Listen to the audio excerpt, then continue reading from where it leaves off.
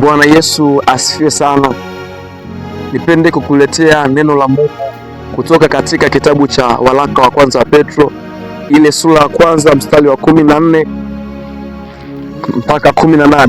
Nayo Biblia inasema, kama watoto wa kutii, msijifananishe na tamaa zenu za kwanza za ujinga wenu, bali kama yeye aliyewaita alivyo mtakatifu, ninyi nanyi iweni watakatifu katika mwenendo wenu wote.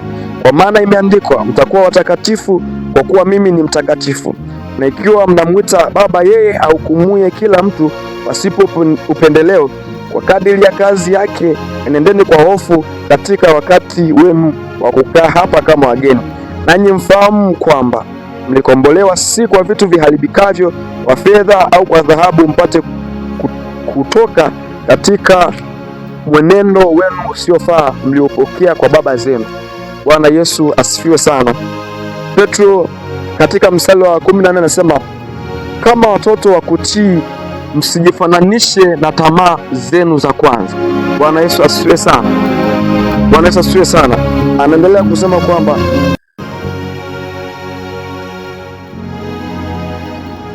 kama watoto wa kutii, msijifananishe na tamaa zenu za kwanza za ujinga wenu.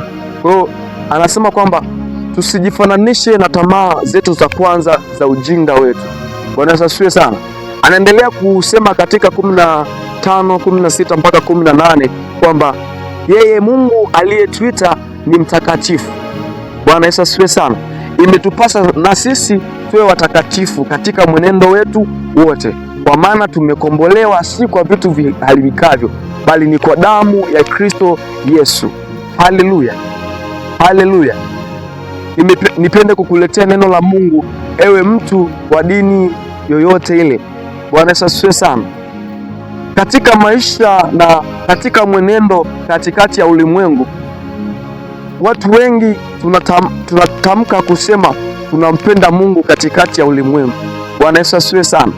Hiyo sio shida, kwa sababu kumpenda Mungu katika kutamka inawezekana, lakini ukamilifu wa kumpenda Mungu hautokani na maneno yetu. Bwana Yesu asifiwe sana.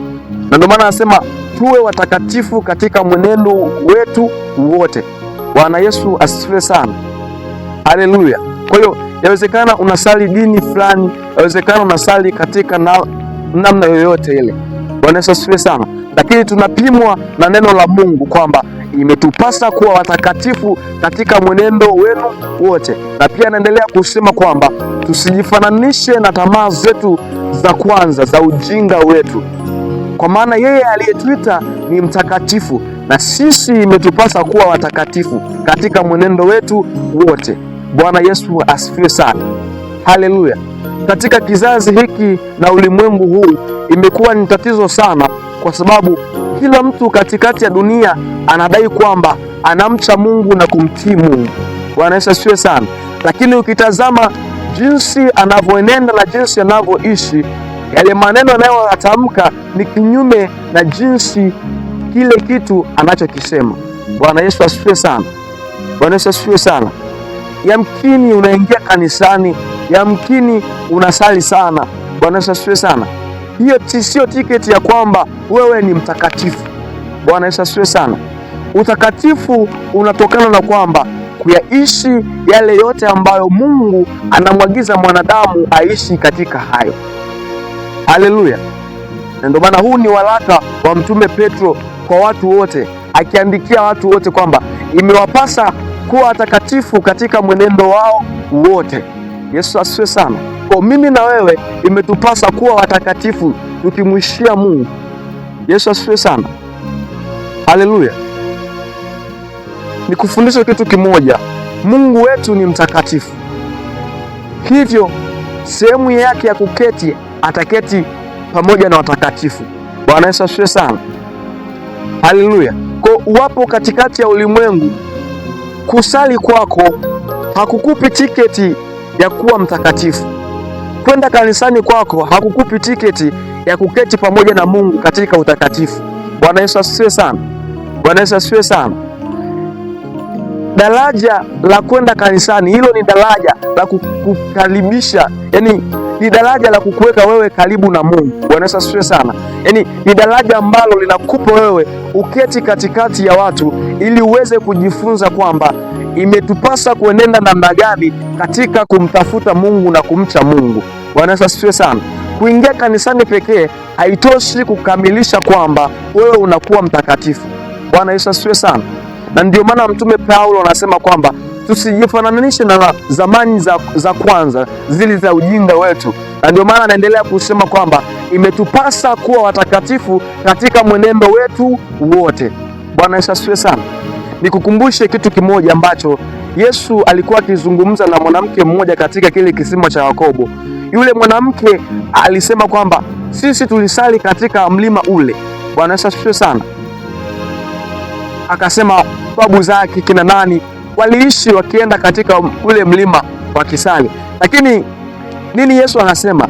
Anasema tazama mama, saa inakuja ambao waabuduo halisi hawatamwabudu Baba katika ule mlima, bali watamwabudu Baba katika roho na kweli. Bwana Yesu asifiwe sana. Alikuwa anaonyesha kwamba kuenenda kanisani, kuingia katika masinagogi, hiyo kitu haikupi tiketi ya kuwa mtakatifu. Hicho kitu hakikupi tiketi ya kwamba umepata kibali mbele za Mungu. Na ndio maana nasema saa inakuja ambao waabuduo halisi hawatamwabudu Baba katika ule mlima. Kwa hiyo nikwambie kwamba kuingia kanisani hakukupi tiketi ya kwamba wewe umekuwa mtakatifu. Bwana Yesu asifiwe sana. Anasema waabuduo halisi watamwabudu Baba katika roho na kweli. Bwana Yesu asifiwe sana. Pale kuna vitu alivisema katika kile kitabu cha Yohana. Bwana Yesu asifiwe sana. Ni 4 pale, ukisoma mstari wa 28 kuendelea kule mbele utapata nini ninachokisema. Bwana Yesu asifiwe sana. Kwa hiyo Yesu anasema mtamwabudu Baba katika roho na kweli. Bwana Yesu asifiwe sana. Ili uweze kumwabudu Baba inahitajika kwanza kweli iwepo ndani yako. Hii kweli anayozungumzia ni kitu gani? Kweli anayoisemea ni kwamba unaposema ninamcha Mungu, uhalisia wa kile unachokizungumza kiendane na yale unayoyatamka. Bwana Yesu asifiwe sana. Kwa maana unasema kwamba unamcha Mungu, lakini bado kuna vitu ndani yako vinakusumbua, kuna vitu ndani yako vinakutesa. Na maanisha ni uongo, ni uzinzi uko ndani yako. Unaenda mbele za Mungu, unamwabudu Mungu, unasema unamwabudu Mungu, lakini kuna vitu hutaki kuviacha. Maana yake ile kweli ambayo ni neno la Mungu inayokufundisha kuishi katika utakatifu ni bado kwamba haiko ndani yako. Bwana Yesu asifiwe sana. Mtamwabudu Mungu katika roho na kweli. Na anasema kwamba na Baba anawatafuta watu kama hao ili wapate kumwabudu Mungu katika uhalisia.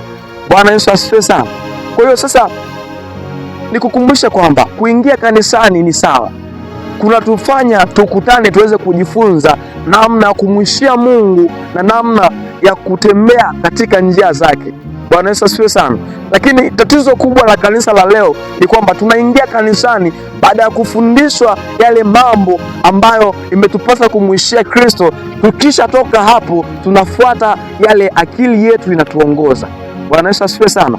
Nikwambie tu, kamwe hautamwabudu Mungu katika roho na kweli, kwa sababu ili uweze kuingia katika roho umwabudu Mungu, lazima moyo wako, lazima akili yako iwe safi, iwe imeepukana na mambo ya ulimwengu, iwe imetokana na mambo ya dunia, iwe imetokana na vitu vya dunia, iwe imeondokana na mambo ya ulimwengu kwanza. Bwana Yesu asifiwe sana. Hapo ndipo unapopata kufanya ibada ambayo ni halisia katikati ya ibada unayoifanya. Bwana Yesu asifiwe sana. Yaani ili limekuwa tatizo la watu wengi. Yaani akiingia ibadani akafanya kumwabudu Mungu, akaimba, akafanyaje, anaamini hapo amemaliza kumwabudu Mungu. Bwana Yesu asifiwe sana. Lakini ibada na kumheshimu Mungu na kuishi katika kweli yote ya Mungu haishi unapoingia kanisani tu, ni general, yani ni maisha yote. Jinsi unavyoyaishi ndivyo inaonyesha kwamba namna gani unavyomheshimu Mungu. Na ndio maana anasema katika mwenendo wenu wote. Petro anawaandikia, anasema katika mwenendo wenu wote. Haijalishi huko kanisani, haijalishi huko mahali gani, haijalishi huko katikati ya watu gani, haijalishi huko mwenyewe, haijalishi huko mahali gani. kumcha Mungu ni jumla ya maisha yako yote unayoyaishi, sio kwamba ni maisha ambayo ni ya muda. Yani ukiwa kanisani au ukiwa mahali fulani ndio unatakiwa kuonyesha kwamba wewe ni mtakatifu. Bwana Yesu asifiwe sana. Ndio maana nimekuja kukukumbusha. Haleluya. Wako watu wengi wanaamini watamuona Mungu kwa sababu wanaenda kanisani. Wako watu wengi wanaamini watamuona Mungu kwa sababu wanaenda kanisani. Hiyo kitu ni kutolee kwamba haiwezekani. Kwa maana nasema kwamba imewapasa kuwa watakatifu kama yeye Baba alivyowaita, alivyo mtakatifu, sisi nasi imetupasa kuwa watakatifu. Anatuasa kwamba tuenende katika mwenendo wetu wote tukiwa watakatifu. Haleluya. Haleluya. Bwana Yesu asifiwe sana. Kwa hiyo kitu kimoja lazima uelewe kwamba katikati ya ulimwengu na katikati ya maisha unayoishi, Mungu amewaumba watu wote na Mungu ni wa watu wote. Haleluya. Lakini wokovu aliyoutoa ni watu ambao wamekubali kuambatana naye. Bwana Yesu asifiwe sana. Katika Ufunuo anasema kwamba tazama, nasimama mlangoni na bisha, mtu akisikia sauti yangu ataufungua moyo wake, kisha Yesu ataingia. Bwana Yesu asifiwe sana. Na kisha kuingia sasa Yesu, maana yake ili uweze kuketi naye na kuishi naye, yeye anachokitaka ni nini? Ni kwamba maisha yako yabadilikwe, maisha yako yabadilike. Bwana Yesu asifiwe sana. Ule mwenendo wako ubadilike, kwa maana anasema yeye ni mtakatifu. Kwa anapoingia ndani yako, anataka na wewe ubadilishe mwenendo wako na maisha yako, uishi kama yeye vile anavyotaka. Bwana Yesu asifiwe sana. Bwana Yesu asifiwe sana. Kwa lazima kwamba Yesu anapoingia ndani yako anapoingia ndani yako upate wewe kubadilika, uishi kama vile yeye anavyoamuru uenende. Bwana Yesu asifiwe. Haleluya. Kwa hiyo wako watu wengi katikati ya ulimwengu wanasema wanaye Mungu, lakini maisha wanayoishi ni kwamba ni kinyume na vile yeye mwenyewe Kristo anavyoagiza. Haleluya. Ikutolee notion ni kwamba kumcha Mungu sio kwenda kanisani tu. Yesu asifiwe.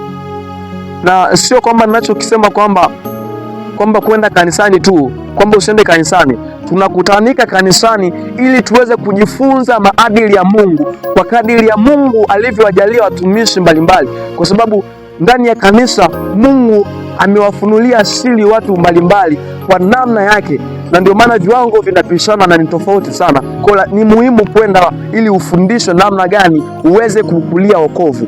Bwana Yesu asifiwe sana. Kwa lazima uishi katika kanisa ili uweze kuelewa ni namna gani Kristo anapenda uishi katika yeye. Yesu asifiwe sana. Yesu asifiwe sana. Haleluya. Kwa hiyo sasa lazima ujihakikishe mahali popote unapoenda na mahali popote unapotembea kwamba namna ninavyoenenda Mungu yuko ndani yangu. Bwana Yesu asifiwe sana. Hebu tusome Petro ile waraka wa pili wa Petro 3:11. Tuone Biblia inazungumza kitu gani. Biblia inasema kwamba 11, basi kwa kuwa vitu hivi vyote vitafunuliwa, hivyo imewapasa ninyi kuwa watu wa tabia gani katika mwenendo mtakatifu na utauwa. Kumbe mimi nasema mkitazamia hata ije siku ile ya Mungu na kuihimiza, ambayo katika hiyo mbingu zitafunuliwa zikiungua na viumbe vya asili vitateketea na kuyeyuka. Lakini kama ilivyo ahadi yake, mnatazamia mbingu mpya na nchi mpya ambayo haki yakaa ndani yake. Ile mbingu na nchi mpya anasema ambayo haki yakaa ndani yake. Ni haki gani? Yesu asifiwe sana. Bwana Yesu asifiwe sana. Haki anayozungumzia ni kuishi katika utakatifu. Petro kule kwenye waraka wa kwanza sura ya kwanza 14 mpaka 18 ametuelekeza kwamba imetupasa kuwa watakatifu. 18 anazungumza kwamba kwa maana tuliokolewa si kwa vitu viharibikavyo, bali ni kwa damu ya Kristo mwenyewe. Kwa hiyo katika hii mbingu haki yake inapatikana. Hii ni haki gani? Bwana Yesu asifiwe sana. Ni haki ya kumcha Mungu. Haleluya.